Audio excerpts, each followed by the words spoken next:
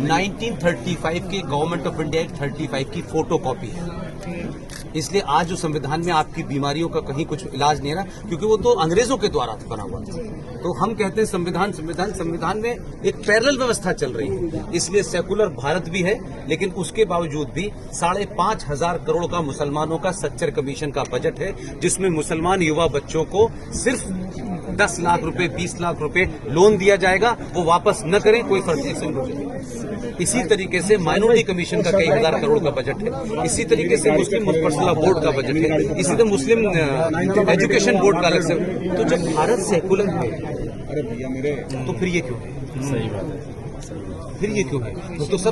तो आपके मंदिरों पे जो पैसा आप चढ़ाते हैं, जो बात मैं सार्वजनिक मंचों से कहता हूं, खासतौर से महिलाओं से कह रहा हूं, आपके मंदिरों पे जो पैसा चढ़ता है उसकी 2 मिसाल देता हूं। पूरे देश में बड़े बड़े मंदिर हैं। एक है देवस्थानम बोर्ड तिरुपति। हर साल जितना पैसा चढ़ता है उसमें से 1,300 करोड़ रुपया हर साल सरकार देती है। वैष्णो देवी आप जाते हो, माता पे चादर चढ़ाते हो और सब कुछ चढ़ा के आ जाते हो, वहां से 520 करोड़ रुपया सालाना जाता है। आपके मंदिरों से अरबों पैसा, जितना पैसा सरकार का बजट नहीं है उसके बराबर का पैसा आप चढ़ा के आते हो। आप सोने का मुकुट चढ़ाते हो, वो पैसा सरकार लेती है और उसी पैसे से ये सरकार मुसलमानों की स्कीम चला रही है, IAS बना रही है, PCS बना रही है और गला काटने वालों को सरकार पैसा दे रही है।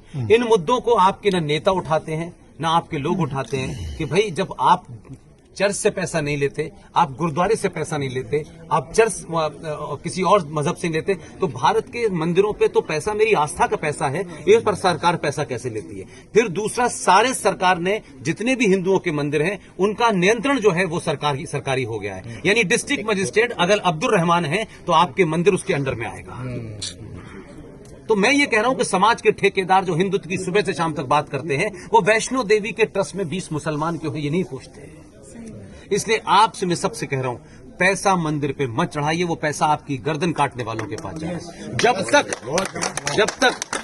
तक ये पैसा आपका है, मुझे छोड़ के ऐसे पागल इस देश में बहुत कुछ काम कर रहे हैं, उनको जाइए, उनकी जेब में 10 रुपए रख दीजिए। उनको पहचाने कैसे सर? सब इस दौर में सब साफ है, सबको पता है। इसलिए वो जो लड़ाई लड़ रहे हैं, इसलिए मैंने विष्णु शंकर का जिक्र किया। एक साधारण परिवार का लड़का अपने पैसे से फ्लाइट की टिकट लेता है, बनारस में उसके ऊपर हमला होता है, बनारस में फिर हम जाके चीफ सेक्रेटरी से मिलते हैं, उससे सुरक्षा। ये सार्वजनिक मंचों से नहीं कही जा सकती। हमको पैसा कोई आया उनके साथ 2,000 रुपये